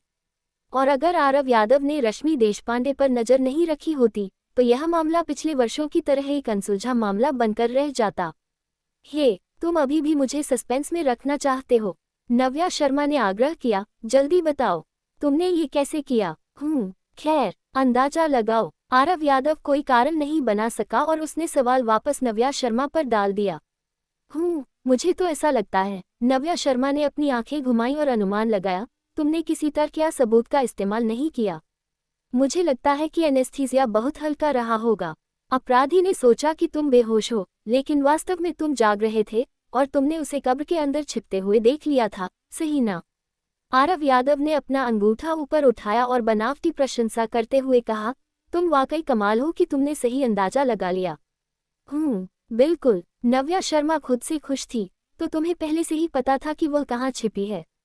तुमने जानबूझकर कैप्टन सिंह और टीम लीडर अग्रवाल के सामने नाटक किया। तुम वाकई बुरे हो। लेकिन सीनियर, इससे हमारा गुस्सा शांत करने में बहुत मदद मिली। नव्या शर्मा ने धीमी आवाज में कहा, जब उन दोनों ने देखा कि तुमने अपराधी को ढूंढ लिया है तो उनके मुंह खुले के खुले रह गए और वे बहुत बुरे दिख रहे थे। हाँ। नव्या शर्मा को इतनी चमक के साथ मुस्कुराते हुए देखकर आरव यादव ने भी एक मजबूर मुस्कान दी। भले ही मामला सुलझ गया था और अपराधी भी पका गया था, आरव यादव विशेष रूप से उत्साहित महसूस नहीं कर रहा था। वह केवल थका हुआ और थोड़ा पराजित महसूस कर रहा था। न्याय और संघर्ष। हालांकि मामले में अभी और जांच की आवश्यकता थी। आरव यादव पहले से ही लॉस्ट हैंड केस की पूरी प्रक्रिया को समझ गया था। जो कुछ भी हुआ था वह 18 साल पहले रश्मि देशपांडे के साथ हुई दुखद घटना से उपजा था। यदि वह नहीं होता तो ये केस कभी नहीं होता। उज्ज्वल भविष्य वाली एक लड़की बदले की खातिर दानव में बदल गई थी। श्रुति मेहता ने कहा था कि उसे अपने लिए न्याय पाने के लिए पुलिस की जरूरत है। अब जब रश्मि देशपांडे को पुलिस ने पकड़ लिया था तो क्या श्रुति मेहता को न्याय मिलेगा? और रश्मि देशपांडे का क्या? 18 साल पहले वह शिकार थी, उसका न्याय कहाँ था? शायद रश्मि देशपांडे ने उन लोगों के हाथ बेरहमी से इसलिए काट दिए क्योंकि वह खुद के लिए न्याय पाना चाहती थी। कई चीजें एक दूसरे के विपरीत थीं। जब आरव यादव अपनी पूरी मेहनत से केस की जांच कर रहा था, तब वह दिन में बहुत तनाव में रहता था, लेकिन रात में आंखें बंद करते ही सो जाता था। अब जब केस सुलझ गया था, तो उसे रिलैक्स होना चाहिए था, लेकिन इसके बजाय उसे नींद नहीं आ रही थी। जब वह दोपहर में पुलिस स्टेशन वापस आया, तो आरव यादव ने शुरुआती जांच से लेकर अंततः रश्मि देशपांडे को पकड़ने तक की पूरी प्रक्रिया की रिपोर्ट रिकॉर्डिंग ऑफिसर को दी। कहने की जरूरत नहीं है कि वह मिरेकल सिस्टम और नव्या जोशी के बारे में कुछ भी नहीं बता सकता था, इसलिए उसे एक महान जासूस के रूप में एक कहानी बनानी पड़ी, जिसने कॉनन और शर्लक होम्स से परे क्षमताओं के साथ खुद ही सारे विवरण सुलझा लिए थे। रिकॉर्डिंग ऑफिसर दंग रह गया। बिस्तर पर लेटे हुए वह अपनी कहानी के संस्करण में डूबा हुआ था। लॉस्ट हैंड केस के सभी जटिल विवरण अभी भी आरव यादव के दिमाग में घूम रहे थे, जिससे वह परेशान था। वह थक चुका था। वह मामले के सही और गलत के बीच उलझा हुआ लग रहा था। ये समझना चाहता था कि कौन सही था और कौन गलत। हालांकि ये केस बहुत जटिल था। एक साधारण व्यक्ति के लिए इसे समझना कैसे संभव था। अंत में इंसान इसमें और गहराई से गिरता चला जाता है। मिरेकल सिस्टम और नए उपकरण। आरव यादव के भ्रमित विचारों में अचानक मिरेकल सिस्टम ने खलल डाला। वर्तमान साहसिक कार्य पूरा हो गया है। पूर्णता दर 95%। बधाई हो, आपको 5 अदृश्य उपकरण दिए गए हैं, कृपया जांच करें। ओह, उस पल आरव यादव का मुंह सदमे में खुला रह गया। 95%, इतनी ज्यादा, एक साथ 5 उपकरण, तेरी तो। आरव यादव ने जल्दी से सिस्टम में जाकर जांच की और विवरण इस प्रकार था। Invisible lie detector 5 unit, disposable उपभोज्य उत्पाद सक्रिय होने के बाद झूठ डिटेक्टर फंक्शन 10 मिनट तक रहता है। ओह, यह एक झूठ डिटेक्टर है। आरव यादव बहुत निराश महसूस किए बिना नहीं रह सका। हालांकि उसने इतनी उच्च पूर्णता दर प्राप्त की थी, लेकिन उसे केवल 5 झूठ डिटेक्टर मिले थे। ये चीज पिछले उपकरणों को याद करते हुए, जैसे सुनने वाला उपकरण, ट्रैकिंग डिवाइस, मल्टीफंक्शन चाबी और अब झूठ डिटेक्टर, ऐसा लग रहा था कि मिरेकल सिस्टम उसे एक सीक्रेट एजेंट बनाने की कोशिश कर रहा था। ठीक है, मैं सीक्रेट एजेंट बन सकता हूँ। मुझे जेम्स बॉन्ड जैसी एक शानदार स्पोर्ट्स कार दो, लेजर फोन, मल्टीफंक्शन घड़ी या कुछ और, ऐसा कुछ जिसे मैं दिखा सकूं। विचार बदलते हुए उसे पहले मिले सामान वास्तव में किसी न किसी तरह काम आए थे। अगर उसने कब्रिस्तान में ट्रैकिंग डिवाइस का इस्तेमाल नहीं किया होता, तो वह रश्मि देशपांडे को कैसे पकड़ पाता। उसने टस्क की आवाज निकाली। ठीक है, कुछ न होने से तो बेहतर है। कौन जानता है, भविष्य में ये चीजें काम आ सकती हैं। वस्तुओं को रखने के बाद आरव यादव ने मिरेकल सिस्टम पर विस्तार से विचार किया। कुछ दिनों की समझ के बाद आरव यादव को मिरेकल सिस्टम का गहरा ज्ञान प्राप्त हुआ। उसने महसूस किया कि भले ही उसने लॉस्ट हैंड केस की जांच में बहुत मेहनत की थी, लेकिन मिरेकल सिस्टम के बिना यह असंभव होता। अगर मिरेकल सिस्टम नहीं होता, तो वह नव्या जोशी के माता पिता के सम्मेलन में नहीं जाता और वहां से लॉस्ट हैंड केस को पियानो से नहीं जोड़ता। अगर मिरेकल सिस्टम नहीं होता, तो वह पल्लवी कुलकर्णी के कमरे में नहीं जाता और पियानो की विलक्षण प्रतिभा रश्मि देशपांडे के बारे में जानकारी नहीं जुटाता। और अगर मिले हुए उपकरण नहीं होते, तो वह रश्मि देशपांडे को खुद नहीं पकड़ पाता। बेशक हर चीज के 2 पहलू होते हैं। दूसरे दृष्टिकोण से, यदि आरव यादव ने जांच में इतनी मेहनत नहीं की होती, तो सिस्टम के लाभों के बावजूद वह इसे हल नहीं कर पाता। यदि वह मामले के बारे में लगातार नहीं सोच रहा होता, तो वह हाथ काटने को पियानो से कभी नहीं जोड़ पाता। भले ही पल्लवी कुलकर्णी ने उसे पियानो कलाकार के बारे में बताया होता, लेकिन शायद वह उस पर ध्यान नहीं देता। दूसरे शब्दों में, यदि आरव यादव ने मामले की जांच में प्रयास नहीं किया होता, तो अपराधी उसके सामने खड़ा होने पर भी उसे पता नहीं चलता कि वह अपराधी है। आरव यादव ने महसूस किया कि मिरेकल सिस्टम कोई दैवीय गणना नहीं कर रहा था और अच्छी किस्मत या बुरी किस्मत जैसी कोई चीज नहीं थी। सिस्टम ने केवल आरव यादव को विभिन्न मुठभेड़ प्रदान किए, लेकिन वे मुठभेड़ सफल होंगी या नहीं, यह उसी पर निर्भर था। अंततः मनुष्य ही प्रकृति पर विजय प्राप्त करेगा। मिरेकल सिस्टम सक्रिय। दुई चेन हेक्साग्राम, गदगदाहट का उल्टा, भीतर से विभाजन, 5 तत्वों के बीच भेद करना असंभव। आर्थिक स्थिति डगमगा सकती है और भविष्य में कुछ चौंकाने वाले मोड़ आ सकते हैं। खांसी के एक जोरदार दौरे के बाद आरव यादव ने उस सुबह सफलतापूर्वक मिरेकल सिस्टम को सक्रिय किया। दुई चेन हेक्साग्राम, वह सोच में पड़ गया। आरव ने अपनी पिछली भविष्यवाणियों को याद किया और महसूस किया कि पहले कभी थंडर का हेक्साग्राम नहीं आया था। गदगदाहट किसका प्रतीक थी? हालांकि रिवर्स हेक्साग्राम पहले भी कई बार आ चुके थे, फिर भी आरव इसके महत्व का अंदाजा नहीं लगा पा रहा था। जहां तक हेक्साग्राम की जटिल व्याख्याओं का सवाल था, वह पूरी तरह अनजान था। आरव बस सावधानी से इसे लिख सका, इस उम्मीद में कि किसी दिन वह इसे समझ पाएगा। उसके इतनी जल्दी जागने का कारण समय पर काम पर पहुंचना नहीं था, बल्कि नव्या शर्मा का सुबह सुबह आया एक फोन था। नव्या ने बताया था कि कल पकड़ी गई रश्मि देशपांडे ने पूछताछ के दौरान कुछ भी बताने से इनकार कर दिया है और उसने केवल उस पुलिस अधिकारी से मिलने की जिद की है जिसने उसे पकड़ा था। वह पुलिस अधिकारी जाहिर तौर पर महामहिम आरव यादव ही था। आरव थोड़ा जिज्ञासु हुए बिना नहीं रह सका। रश्मि देशपांडे उससे मिलने के लिए इतना हंगामा क्यों कर रही थी? वह क्या चाहती थी? उससे मिलना शायद एक अच्छा विचार था, क्योंकि लॉस्ट हैंड केस के पीछे की अधिकांश कहानी जानने के बावजूद आरव के मन में अब भी कई सवाल थे। इसलिए मिरेकल सिस्टम के बाद आरव सुबह सुबह ही पुलिस पूछताछ कक्ष में पहुंच गया। पूछताछ कक्ष धुंधला और शांत था, लेकिन वहां लगा बल्ब बहुत ज्यादा चमकदार था। ये सेटअप अपराधी की मानसिकता को प्रभावित करने और उन्हें जल्द सच उगलवाने के लिए बनाया गया था। ये पहली बार नहीं था जब आरव यादव किसी पूछताछ कक्ष में था, लेकिन वह हमेशा मेज की दूसरी तरफ बैठता था। अब जब वह विपरीत स्थिति में था, तो उसे कुछ नयापन महसूस हो रहा था। रश्मि देशपांडे पूछताछ वाली कुर्सी पर बैठी थी, उसके हाथ बंधे हुए थे। उसका सिर झुका हुआ था और उसके लंबे बाल कंधों पर बिखरे हुए थे। वह किसी डरावनी फिल्म की भूतनी जैसी लग रही थी। आहट सुनकर उसने अपना सिर उठाया और उसका चेहरा सामने आया। आरव यादव ने उसे ध्यान से देखा। रश्मि देशपांडे की लंबाई ज्यादा नहीं थी। उसकी ठुड्डी नुकीली थी और त्वचा में एक खास चमक थी। 36 साल की होने के बावजूद वह किसी छात्रा जैसी दिखती थी। यह विश्वास करना कठिन था कि इतनी साधारण दिखने वाली महिला ने 3 लोगों के हाथ काट दिए थे। सुना है तुम मुझे ढूंढ रही थी। क्या बात है? यकीन नहीं हुआ कि मैंने तुम्हें पकड़ लिया। आरव नहीं जानता था कि किसी से ठीक से पूछताछ कैसे की जाती है, इसलिए उसने उसी लहजे में बात शुरू की जिससे अक्सर जांचकर्ता बचते हैं। ये सुनकर कमरे में मौजूद अन्य अधिकारियों ने अपनी भौहें सिकोड़ लीं। वह तुम थे? रश्मि देशपांडे की आवाज उसके गले से नहीं, बल्कि सीधे सीने से निकलती हुई लग रही थी, जिसमें गहरी नफरत थी। हाँ, मैं ही था। तो क्या? आरव भी अहंकार से बोला, अपने रौब से उसे डराने की कोशिश कर रहा था। उसने मेज पर हाथ पटका। मैं तुम्हें अभी बता रहा हूँ, सब कुछ सच सच उगल दो वरना पछताओगी। समय रहते अपना गुनाह कबूल कर लो। हमारी शराफत का फायदा उठाकर हमें सख्ती करने पर मजबूर मत करो। चूंकि तुमने मुझे पकड़ लिया है, तो तुम निश्चित रूप से जानते होगे कि मैंने ऐसा क्यों किया।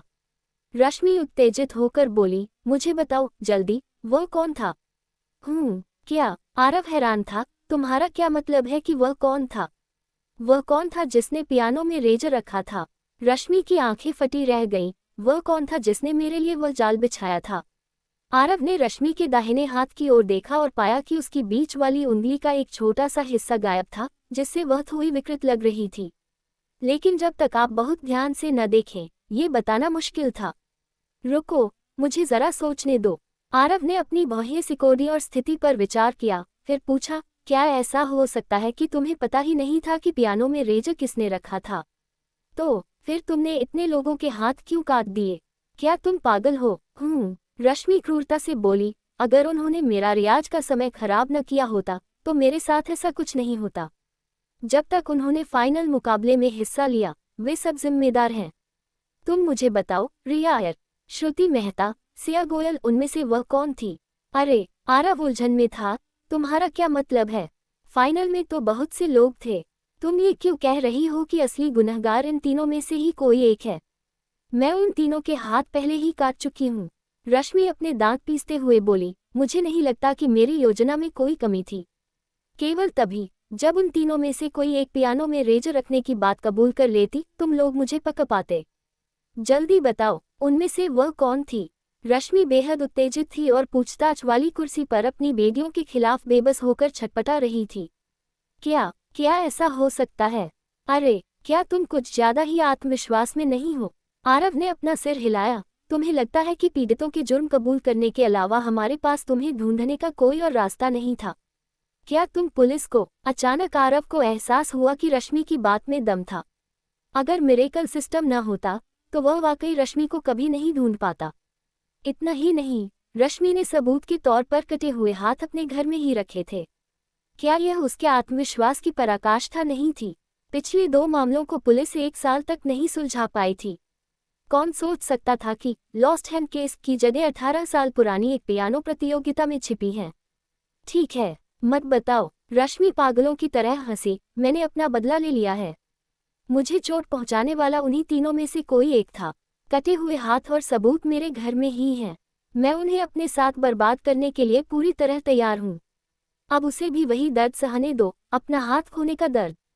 नहीं, तुम गलत हो। आरव ने सिर हिलाकर आह भरी। उन तीनों में से किसी ने भी तुम्हें चोट पहुंचाने की बात नहीं मानी। तुम गलत थी। मैंने तुम्हें ढूंढने के लिए दूसरे तरीकों का इस्तेमाल किया।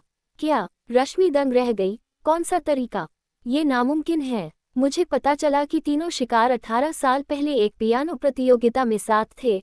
फिर मुझे एक गवाह मिला जिसने तुम्हारे बारे में बताया। उसके बाद मैंने तुम्हारा घर ढूंढा और तुम्हें पकड़ लिया। कौन? असंभव। रश्मि को अब भी यकीन नहीं हो रहा था। जो कुछ हुआ था उसके बारे में बहुत कम लोग जानते थे। कम लोग जानते थे, इसका मतलब यह नहीं कि कोई नहीं जानता था। आरव ने जवाब दिया, लेकिन चूंकि 18 साल बीत चुके थे, इसलिए उन्हें ढूंढना वाकई मुश्किल था।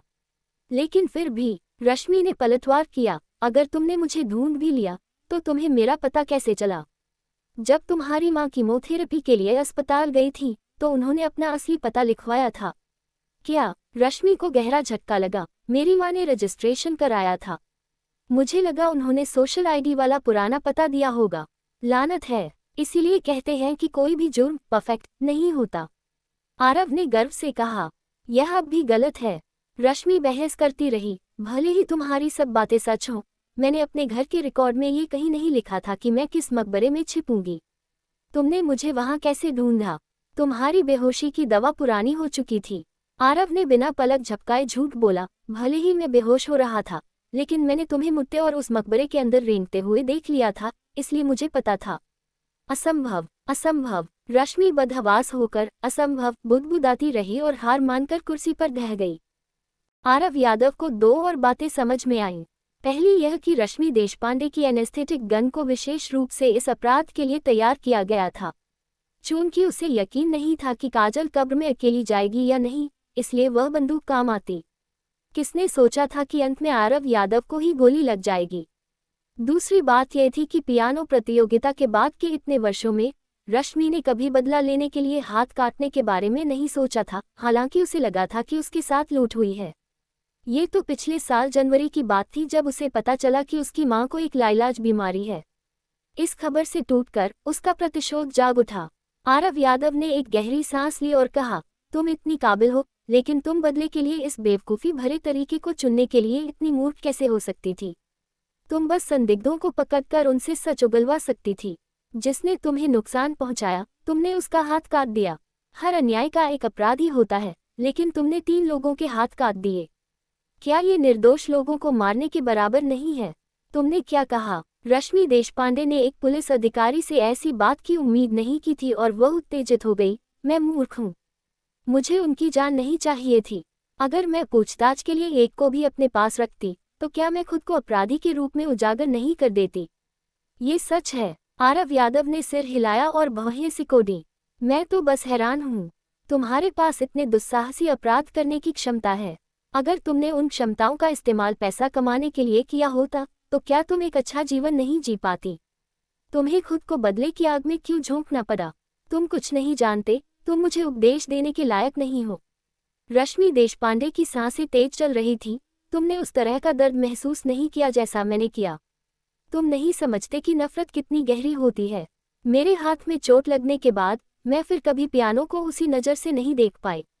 यह एक राक्षस को देखने जैसा है, वही चीज जिसके इर्द गिर्द मेरी पूरी जिंदगी घूमती थी। क्या तुम मौत से भी बदतर दर्द को समझ सकते हो? उसने आगे कहा, मेरे पिता ने अपनी सारी उम्मीदें मुझ पर टिका दी थी और मैंने उनकी सारी उम्मीदें तोड़ दी। क्या तुम जानते हो कि मैं कितनी शर्मिंदा और दोषी महसूस करती थी? मेरे पिता चले गए और मेरी माँ को कैंसर है। मुझसे सब कुछ छीन लिया गया है। क्या तुम उस निराशा को समझते हो? वह चिल्लाए, और उनका क्या? वे सब मशहूर विश्वविद्यालयों में गए और ऐशो आराम की जिंदगी जी रहे थे। अगर तुम मेरी जगह होते, तो तुम्हें कैसा लगता? सच कहूं तो मेरा मन भी उन्हें जान से मार देने का होता। आरव यादव ने स्वीकार किया, न केवल उन्हें बल्कि उन कमबख्त आयोजकों और पुलिस को भी। अगर उन्होंने सहयोग किया होता और पूरी जांच की होती तो न्याय मिल गया होता। मैं तो कहता हूं कि तुम्हें उनके हाथ भी काट देने चाहिए थे। तुम। आरव यादव की बात सुनकर रश्मि देशपांडे दंग रह गई। बाहर मौजूद पुलिसकर्मियों ने जब ये सुना तो उन्होंने सिर हिलाया और एक दूसरे को आश्चर्य से देखने लगे। उन्होंने कभी किसी पुलिस वाले को अपराधी से इस तरह पूछताछ करते नहीं देखा था।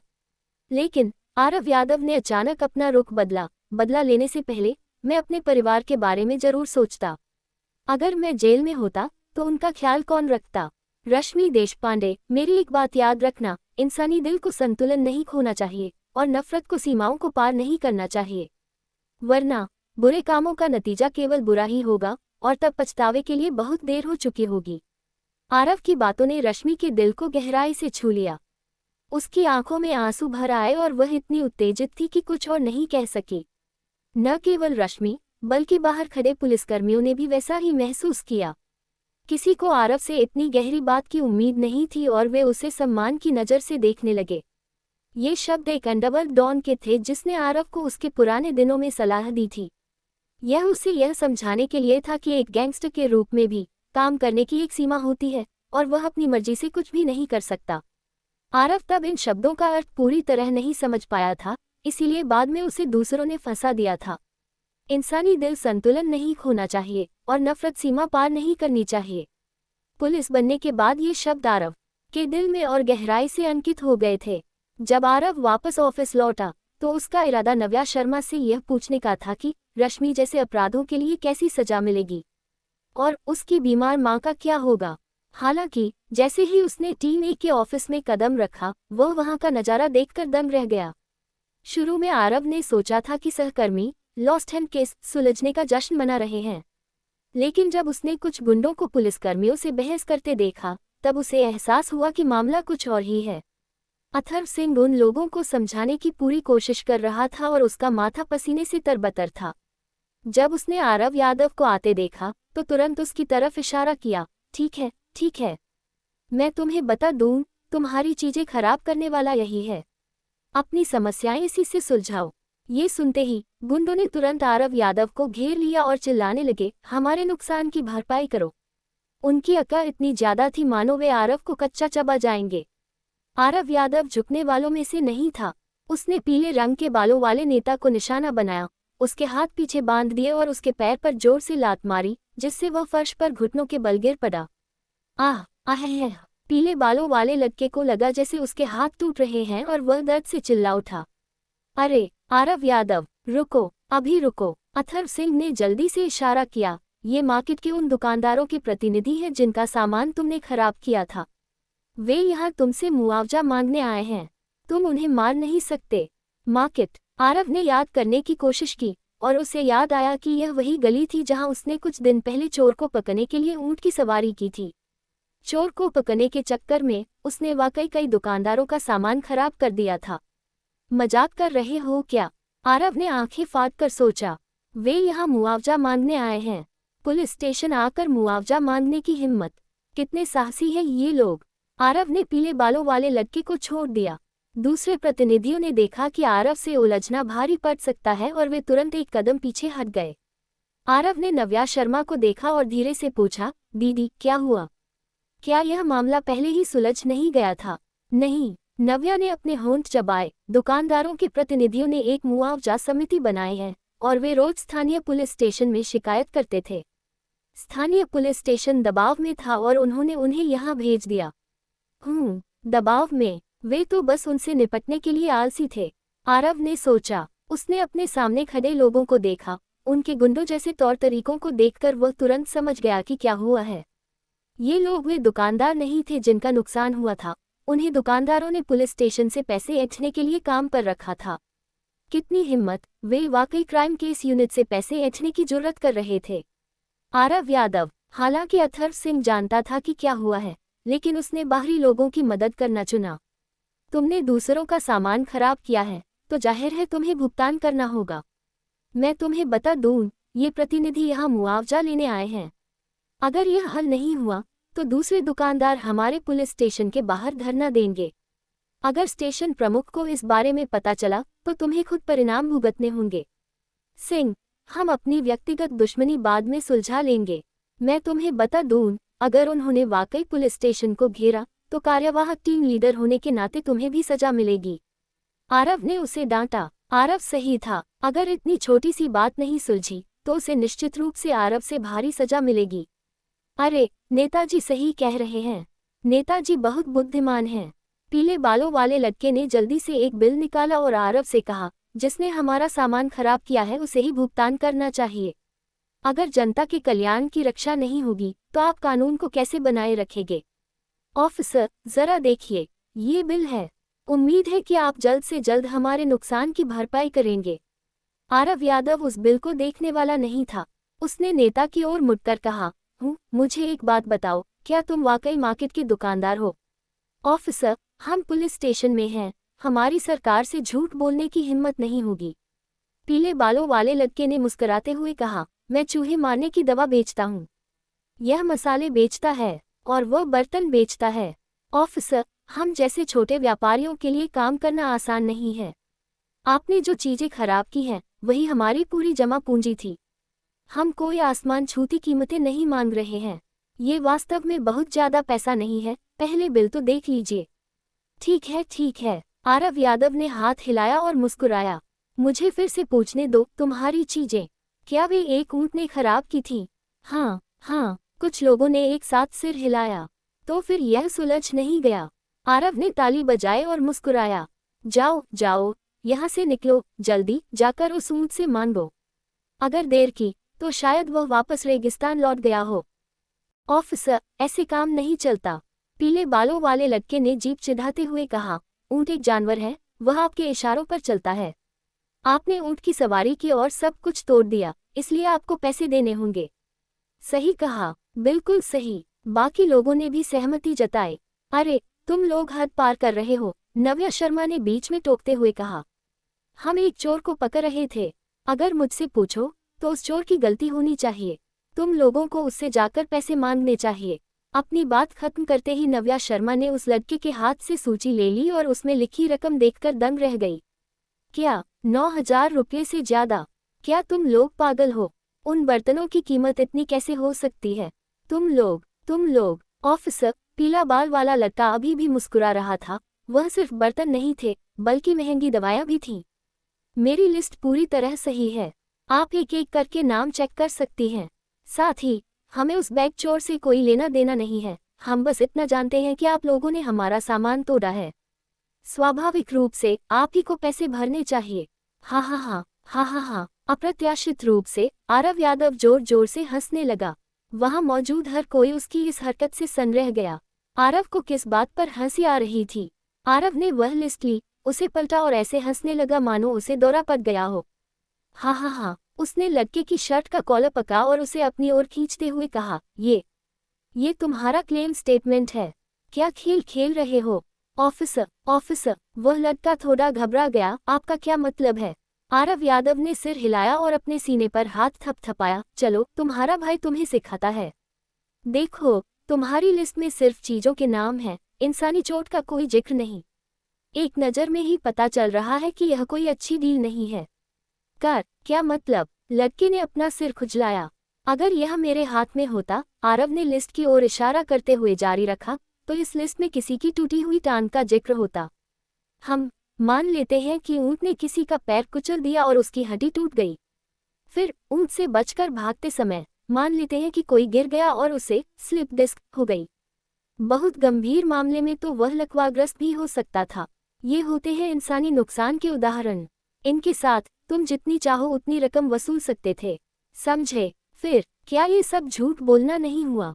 लड़के ने पूछा। लानत है, मैंने बहुत से लोगों को जबरन वसूली करते देखा है, लेकिन तुम जैसे अनाड़ी कभी नहीं देखे। आरव यादव उसे ऐसे डांट रहा था जैसे वह उनका गुरु हो। क्या तुम मूर्ख हो? क्या तुम्हारा मकसद पैसे ऐंठना नहीं है? अपने लक्ष्य तक पहुंचने के लिए जानकारी में हेरफेर करना जरूरी है। चीजें बेजान हैं, लेकिन लोग जिंदा हैं। अगर तुम कहते कि इसमें लोग घायल हुए हैं, तो मैं घबरा जाता। अगर वाकई मेरी जांच होने लगती, तो क्या तुम्हें अंदाजा है कि मैं कितनी मुसीबत में पड़ जाता। वैसे भी अगर किसी को स्लिप डिस्क हो जाती तो मैं उसे भला कैसे वेरीफाई करता। वहां मौजूद सभी लोगों ने एक दूसरे की ओर देखा। यही असली चाबी है। एक बार जब तुम लोगों को चोट लगने की बात करते हो तो तुम उन पर भारी पड़ सकते हो। आरव ने फिर से लिस्ट की ओर इशारा किया। तुम्हारी लिस्ट बहुत ही बचकानी है। अगर तुम मुझसे पूछते तो तुम्हें 5 लाख या 10 लाख से शुरुआत करनी चाहिए थी। है, लड़का हक्का बक्का रह गया। क्या वो बहुत ज्यादा नहीं है? सुनते रहो। आरव ने अपना लेक्चर जारी रखा। अगर मैं वह कीमत देखता तो मुझे झटका लगता है ना। फिर मैं निश्चित रूप से तुम लोगों के साथ मोलभाव करने की कोशिश करता। तब तुम लोग अच्छे बनकर धीरे धीरे कीमत को 10,000 तक ले आते। जब मैं वह सुनता तो मुझे लगता कि मैं सस्ते में छूट गया। क्या तब मैं पैसे देने के लिए ज्यादा राजी नहीं होता? यही तो बातचीत का असली हुनर है। ओह ओह, आरव यादव का लेक्चर सुनने के बाद उस लड़के को वाकई वसूली के मामले में अपनी कमी महसूस हुई। आरव यादव ने मन ही मन सोचा, बच्चू, मैंने 1,800 से ज्यादा बार लोगों से वसूली की है। मैं इस क्षेत्र का उस्ताद हूँ। तुम मुझ पर ही यह आजमाने की हिम्मत कर रहे हो। उसने कहा, बेटे, तुम सीखने की कोशिश कर रहे हो, इसलिए मैं तुम्हें एक और चीज सिखाता हूँ। आरव ने अर्थपूर्ण ढंग से कहा, पुलिस स्टेशन बाकी कार्यस्थलों से अलग है। अगर तुम यहाँ आकर ज्यादा बड़ा खेल खेलने की कोशिश करोगे तो हमारे पास तुम सबके लिए काफी जेल की कोठरियां हैं। फिर मुझे क्या करना चाहिए? वह लड़का अब आरव यादव को सम्मान भरी नजरों से देख रहा था। 2 चीजें। एक तो हम पर दबाव बनाने के लिए मीडिया का इस्तेमाल करो। आरव ने कहा, किसी रिपोर्टर को ढूंढो या बस कैमरा और माइक हाथ में लेकर नाटक करो कि तुम रिपोर्टर हो। इस तरह अगर तुम हंगामा करोगे तो हम तुम्हें इतनी आसानी से गिरफ्तार नहीं कर पाएंगे। ओह, और दूसरी बात, लड़का सीखने के लिए बहुत उत्सुक था। जाकर बड़े साहब को पकाओ। आरव मुस्कुराया, मैं तुम्हें हमारे मुख्य पुलिस अधिकारी का पता दे सकता हूँ। फिर तुम उस स्लिप डिस्क वाले मरीज को स्ट्रेचर पर लिटाकर उनके दरवाजे के सामने रख देना। गारंटी है कि उसी दिन तुम्हें तुम्हारे पैसे मिल जाएंगे। ओह ओह, वह लड़का आरव यादव को गहरी श्रद्धा से देखने लगा। बाकी लोग भी आरव के कायल हो गए थे, लेकिन वहां मौजूद सभी जांचकर्ता सन थे। आरव यादव की ये चालाकी भरी तरकीबें पागलपन जैसी थीं। अगर वाकई कोई उसके बताए तरीकों से वसूली करने आता तो कोई भी अधिकारी कुछ नहीं कर पाता। आरव यादव, अथर्व सिंह बहुत ज्यादा उत्तेजित हो गया। तुम क्या कह रहे हो? तुम उन्हें ये सब कैसे सिखा सकते हो? और वह भी चीफ ऑफिसर का पता? ठीक है भाई, शुक्रिया। उस समय उस लड़के के भाव बदल गए और वह आरव से बोला, ये देखते हुए कि आप इतने प्रैक्टिकल हैं, मैं सच कहूंगा, हमारी लिस्ट की कीमत फर्जी थी। ऐसा करते हैं, हम इसे अपना नुकसान मान लेंगे और बस 2,000 रुपये मांगेंगे। फिर हमारा हिसाब बराबर। इस तरह मैं कम से कम अपने लोगों को कुछ पैसे दे पाऊंगा और आपका भी ज्यादा नुकसान नहीं होगा। आप देख लीजिए। जैसे ही लड़के ने अपना हाथ आगे बढ़ाया, आरव यादव के चेहरे का रंग बदल गया और वह गंभीर हो गया। आरव के व्यवहार में आए इस बदलाव को देखकर वह लड़का आगे बोलने की हिम्मत नहीं कर सका। बेटे, मुझे लगा कि तुम कुछ खास हो, इसलिए मैंने तुम्हें सिखाने का फैसला किया। आरव ने ठंडे स्वर में पूछा, तुम्हें इस बारे में सावधानी से सोचना होगा। क्या तुम वाकई इसे इसी तरह करना चाहते हो? मैं वह लड़का अपनी भौहें सिकोड़कर आरव की बातों की गंभीरता को समझने की कोशिश कर रहा था। लेकिन तभी कई लोग दरवाजे से अंदर भागते हुए आए। Aarav Yadav, officer Yadav, officer Aarav Yadav. एक महिला की विदेशी लहजे वाली आवाज ऑफिस में गूंजी। माफ कीजिएगा, ऑफिसर आरव यादव कौन है? सब लोग मुड़े और देखा कि हल्के नीले रंग का फर वाला कोट पहने एक महिला ऑफिस में आ रही है। उसके पीछे काले सूट पहने कुछ लोग थे। महिला काफी लंबी थी और किसी सेलिब्रिटी की तरह फैशनेबल कपड़े पहने हुए थी। सबने सिर उठाकर उसे देखा।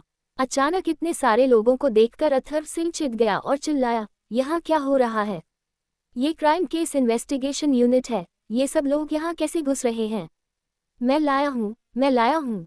अचानक विवान गोयल दरवाजे पर प्रकट हुआ। वह कमरे के सामने की ओर भागा और उस लंबी महिला की ओर इशारा किया। मैंने उन्हें अंदर आने दिया। यह मिस लता साल्वी हैं। वह विशेष रूप से हमें धन्यवाद देने यहाँ आए हैं। यहाँ, उसने महिला की ओर हाथ हिलाया, फिर आरव यादव की ओर इशारा किया। वहाँ जो खड़ा है वह ऑफिसर आरव यादव है, जिसे आप ढूंढ रही हैं। ओह, लता साल्वी तेजी से आरव यादव की ओर बढ़ी और उत्साह से उनका हाथ मिलाया। ऑफिसर यादव, शुक्रिया, आपका बहुत बहुत शुक्रिया। अगर आप न होते तो मेरा हाथ। कोई बात नहीं, यह मेरा कर्तव्य था। महिला का हाथ बहुत नर्म और कोमल था। आरव को हाथ मिलाना अच्छा लग रहा था और वह उसे छूना नहीं चाहता था। ओह, सही कहा, अपनी कृतज्ञता व्यक्त करने के लिए। लता साल्वी ने अपने पीछे खड़े लोगों को इशारा किया। सूट पहने एक आदमी जल्दी से आगे बढ़ा और आरव यादव के सामने एक सूटकेस रख दिया। ऑफिसर यादव, इसमें 1 लाख रुपये हैं। लता साल्वी ईमानदारी से बोली, इसे मेरी तरफ से एक छोटा सा उपहार समझिए। चाहे जो भी हो, मेरा आग्रह है कि आपको इसे स्वीकार करना ही होगा।